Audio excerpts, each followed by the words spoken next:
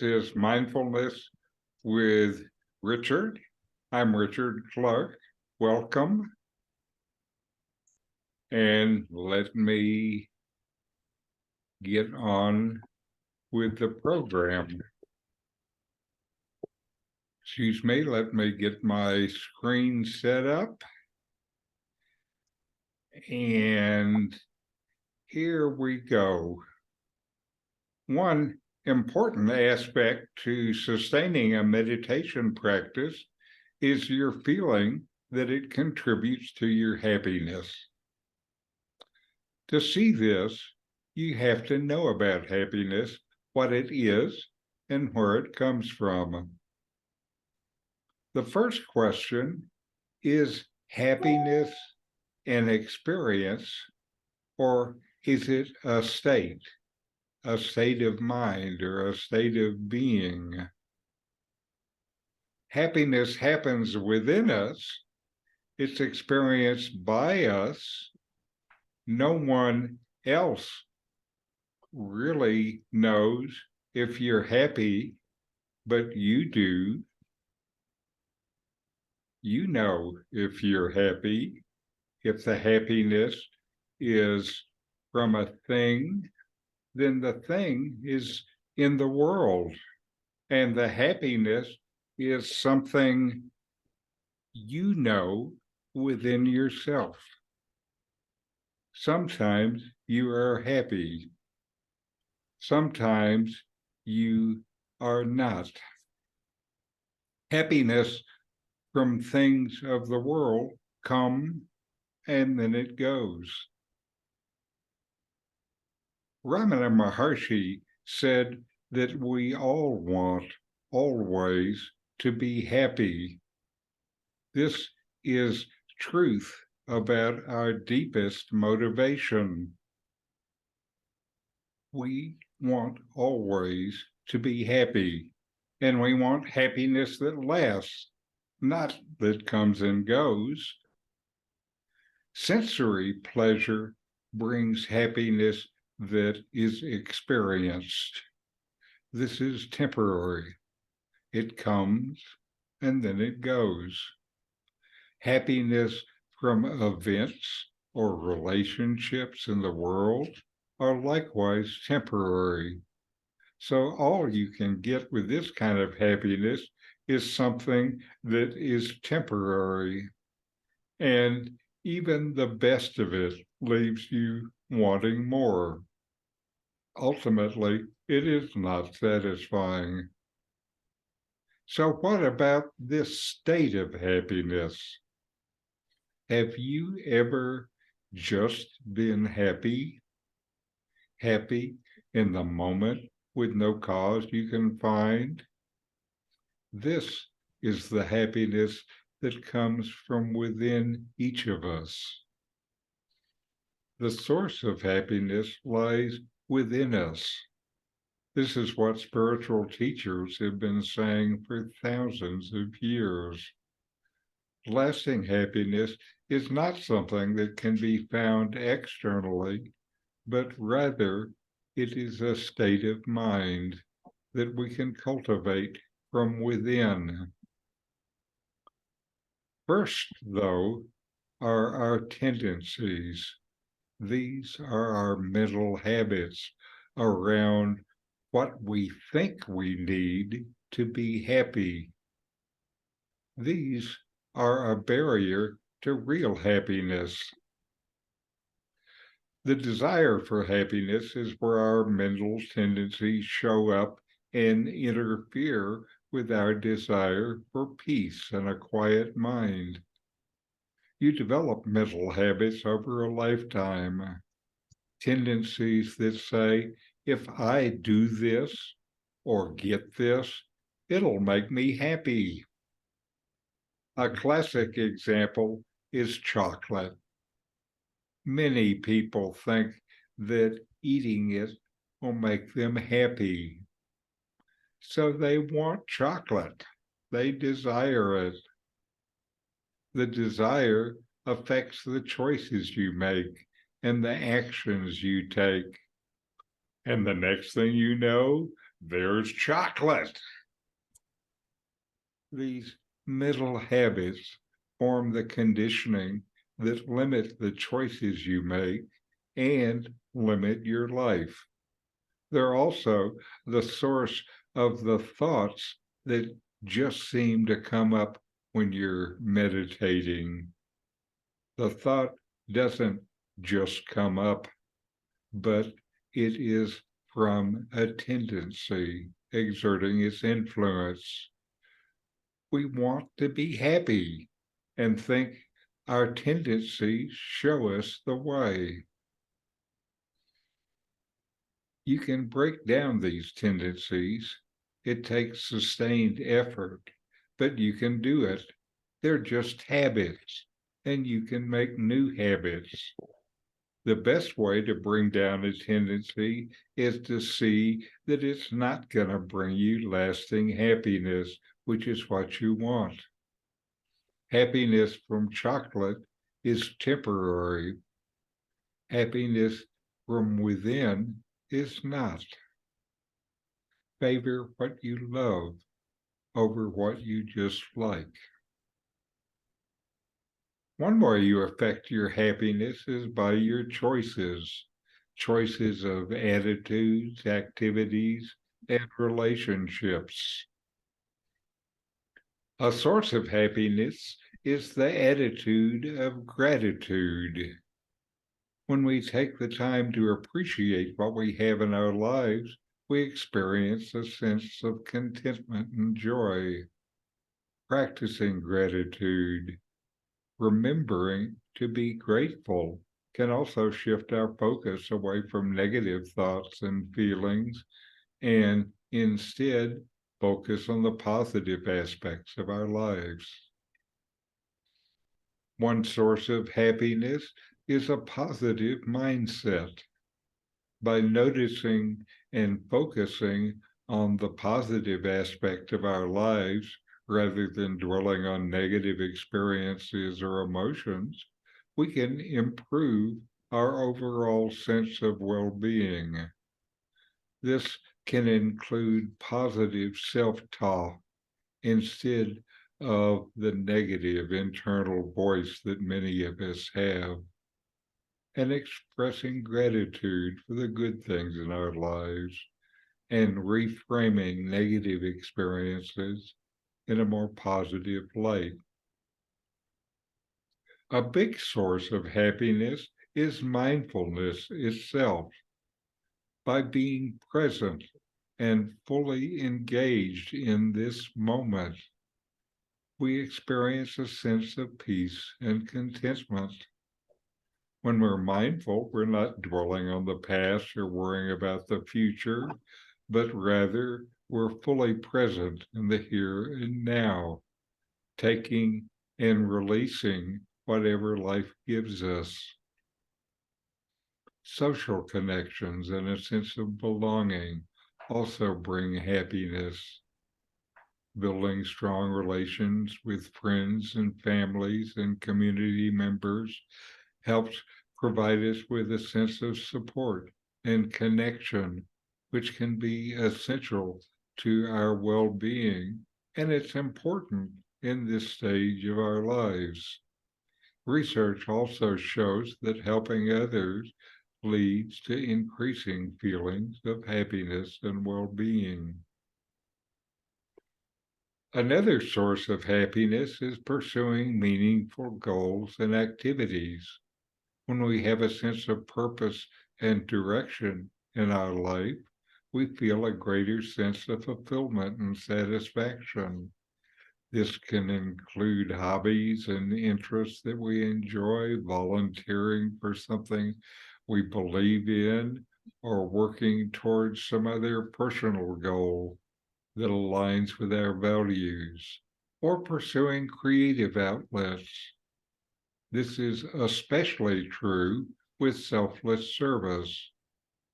When activities are based on bringing happiness to others instead of your own egoistic desires, then it brings you deep happiness. Physical health and well-being also contribute to our overall happiness. Taking care of our bodies through regular exercise, healthy eating, and adequate sleep can improve our mood and energy levels. Also, engaging in activities that promote relaxation, like meditation or yoga, help reduce stress and increase feelings of happiness. Living in alignment with our values leads to happiness. When our actions and behaviors are consistent with our belief and values, we experience a sense of integrity and authenticity, which contributes to our overall sense of well-being. Yet another source of happiness is engaging in activities that bring joy and pleasure. This can include time in nature, listening to music, reading a book, spending time with loved ones, engaging in activities you find enjoyable. This reduces stress and increases happiness. With all this, the source of happiness is not external, but rather it is something within that we can cultivate. There's a happiness that just wells up from within, seemingly without cause. This is the deep happiness that comes from within. This can be cultivated by your spiritual practice, by just being in the moment. What matters most is to be open and receptive to the happiness from within and to give it space to bloom with activities that bring you into this moment, like our mindfulness meditation. So meditate and be deeply happy.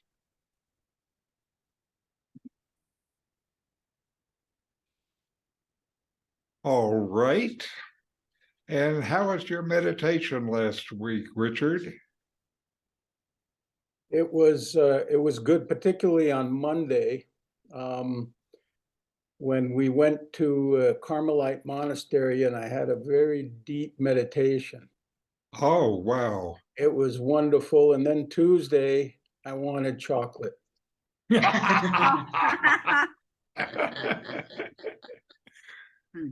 But Yeah. it was very good. Certainly one of the things that I had noticed, like when we were in India, is we would do things that kind of prepared us to meditate and be peaceful, like walking up the hill to Skandin Ashram, where Ramana was many years ago, and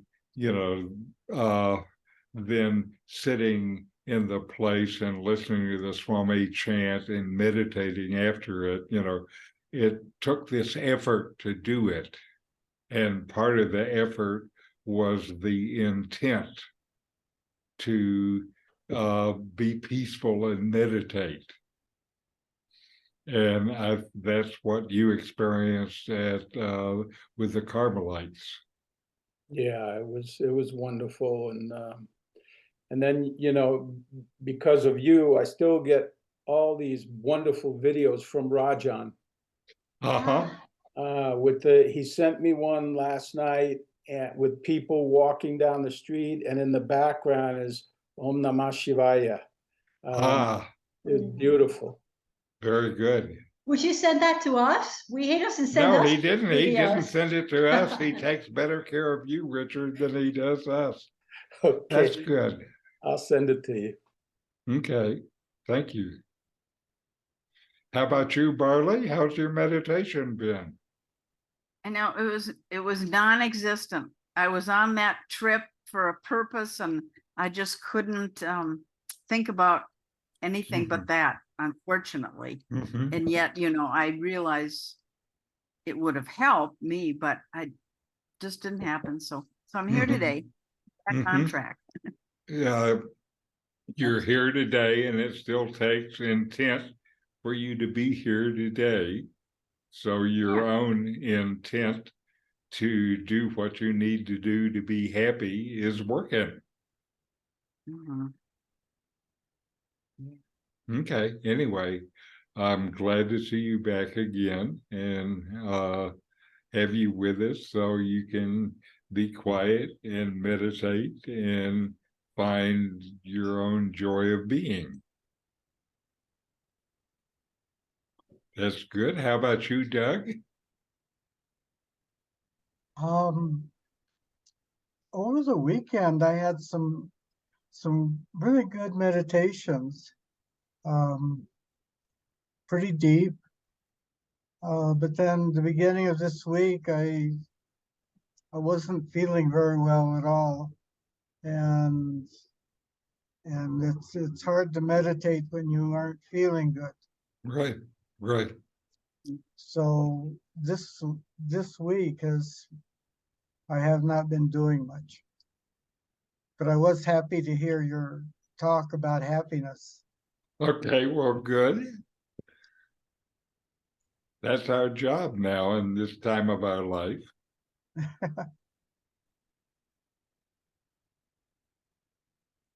Well, I'm Anyway, feeling pretty good now, so I expect nice. my meditation will get back on track.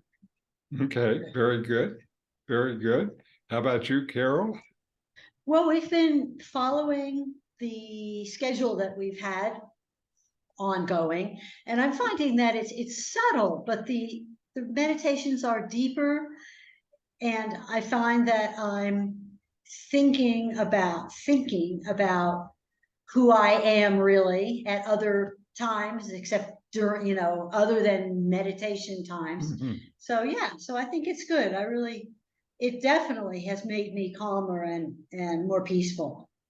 That's good. And if you actually are at the point of uh, where this investigation of yourself that's a part of the spiritual practice starts to show up at times other than meditation, that's a real good sign. You Yeah. know, it's spreading, it's spreading. Yeah. Anyway, very good. Okay, well, let us then have the first of our meditations today.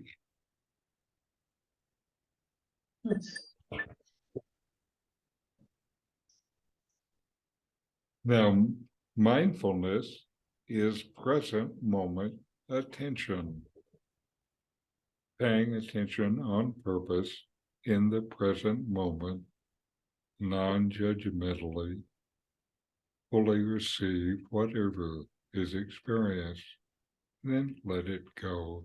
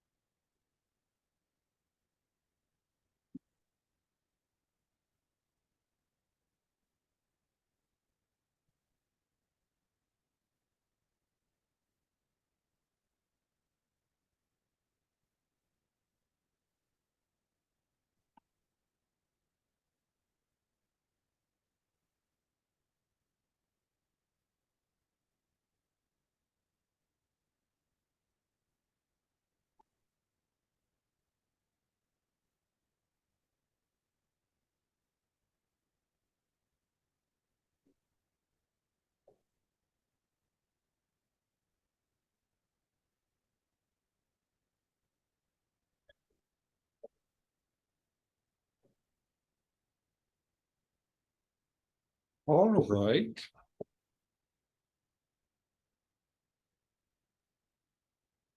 And now we have a video for you that is a story that could change your life.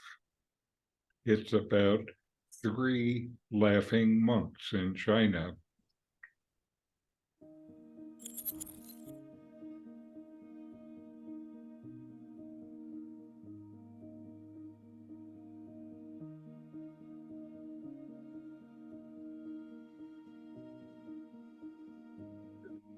Once upon a time, in ancient China, there lived 3 old monks. Their names are not remembered today, simply because they never revealed them to anybody. In China, they are simply known as the 3 laughing monks. They always traveled together and did nothing else but laugh. They entered a village or a town, stood in the center of its main square, and started laughing.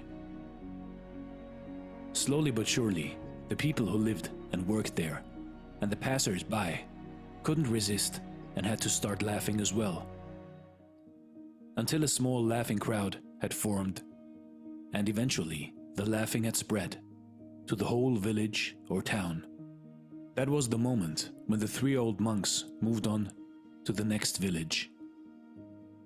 Their laughter was their only prayer, all of their teaching, because they never spoke to anybody. They just created that situation. All over China, they were loved and respected. The people had never known such spiritual teachers before or after. They seemed to communicate that life should be taken only as a great opportunity to laugh, as if they had discovered some kind of cosmic joke. So they traveled and laughed for many years, spreading joy and happiness throughout China. Until one day, while being at a particular village in the North Province, one of them died. The people were shocked and came running from afar, leaving the fields unattended for the day, only to witness the other 2 monks' reaction to this dramatic event. They were expecting them to show sorrow or even cry, and the whole village came to the place where the 3 monks were. 2 alive and 1 dead.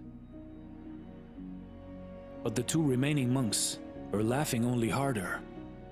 They were laughing and could not seem to stop.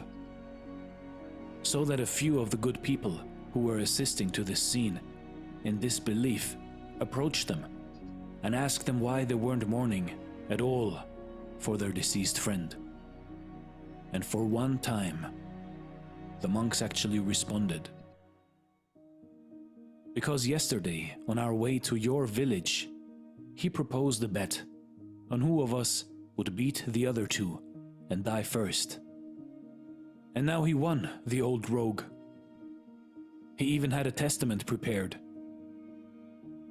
The tradition required to wash the dead and change his clothes before putting him on the funeral pyre.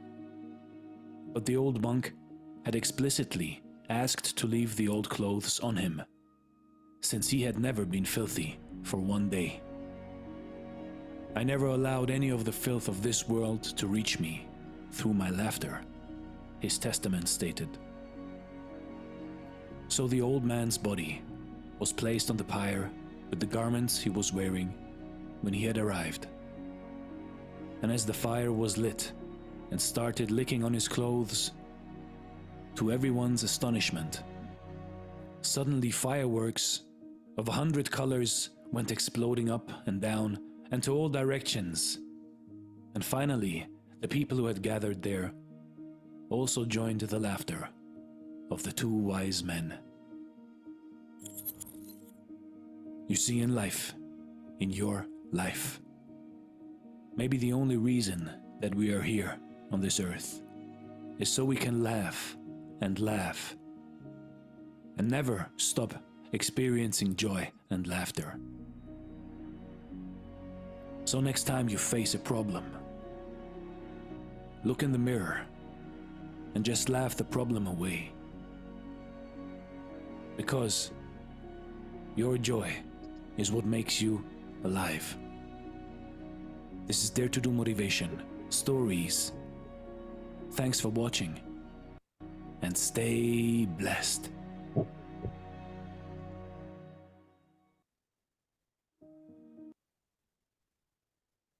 All right.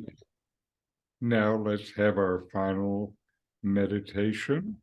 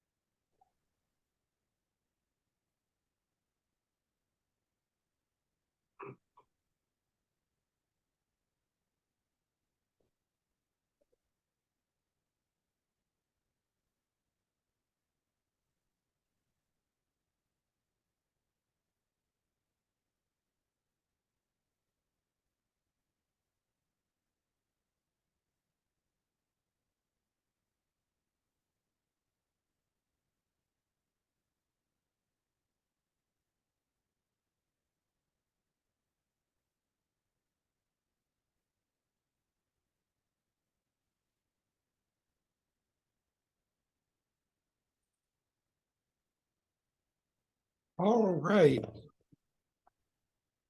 Then let us close with our chant. Om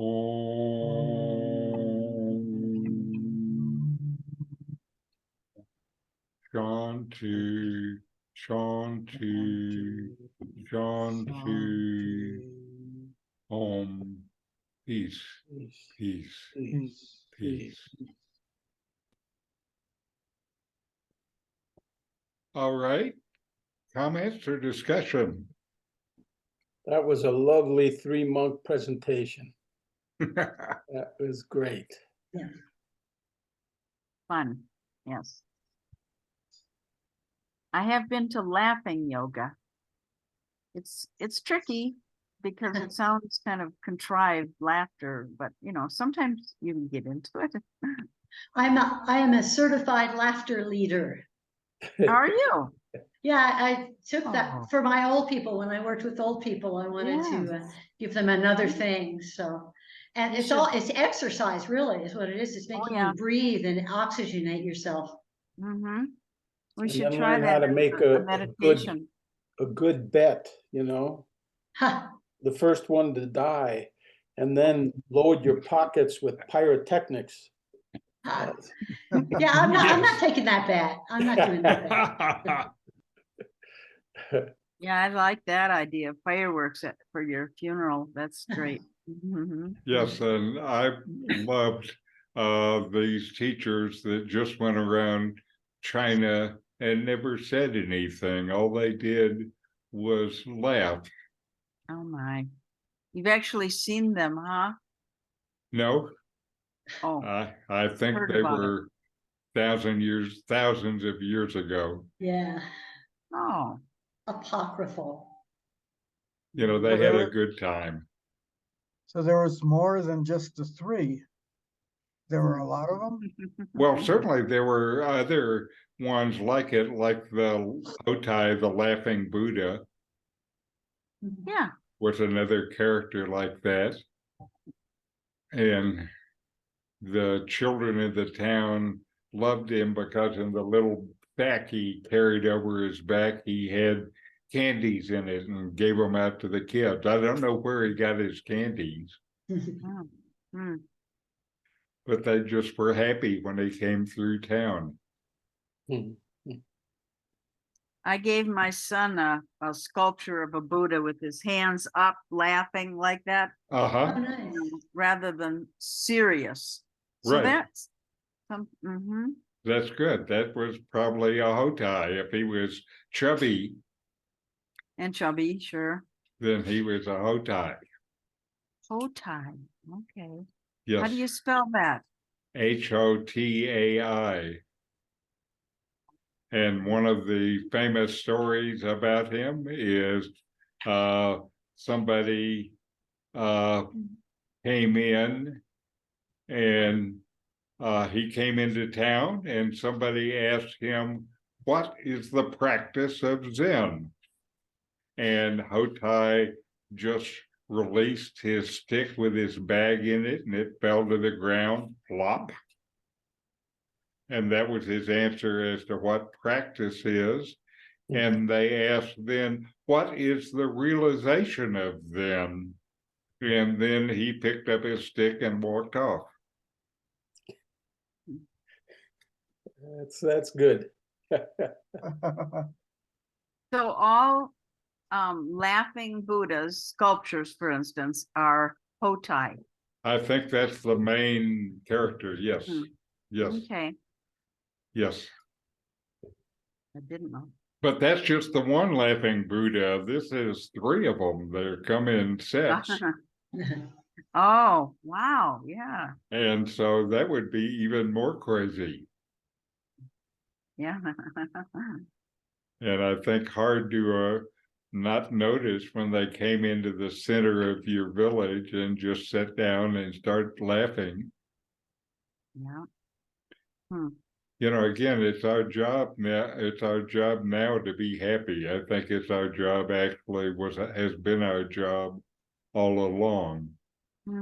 As job, I'm saying the most important task that we're dealing with, and this meditation and spiritual search that we're on is a search for this kind of happiness, and the happiness that doesn't come and go anymore.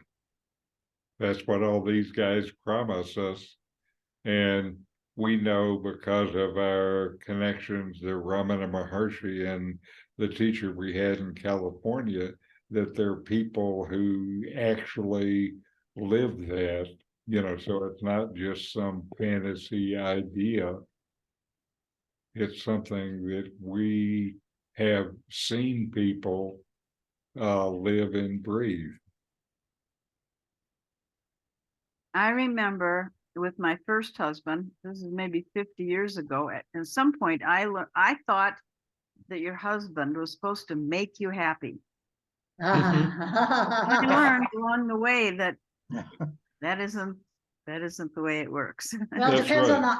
depends on the husband, that's for sure. Well, yes, But still, you but got I to do think it we yourself. somehow learned that, and that's Uh-huh. not the true way. Uh-huh. And one of the important lessons is that we can cultivate our happiness. It's Yeah. not just something that happens randomly to it. We can make choices that bring us happy. We can make us choices that make us peaceful. And, it is up to us. And if you don't know how to do it, then observe yourself closely. Because you know what works, if you're happy. And so just be happy, okay? Why not?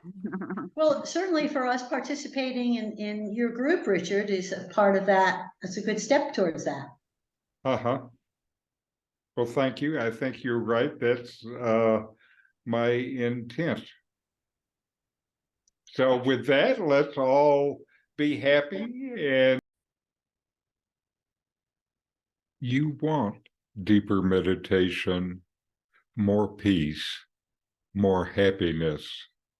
Subscribe now to continue to find ways to get more from your meditation.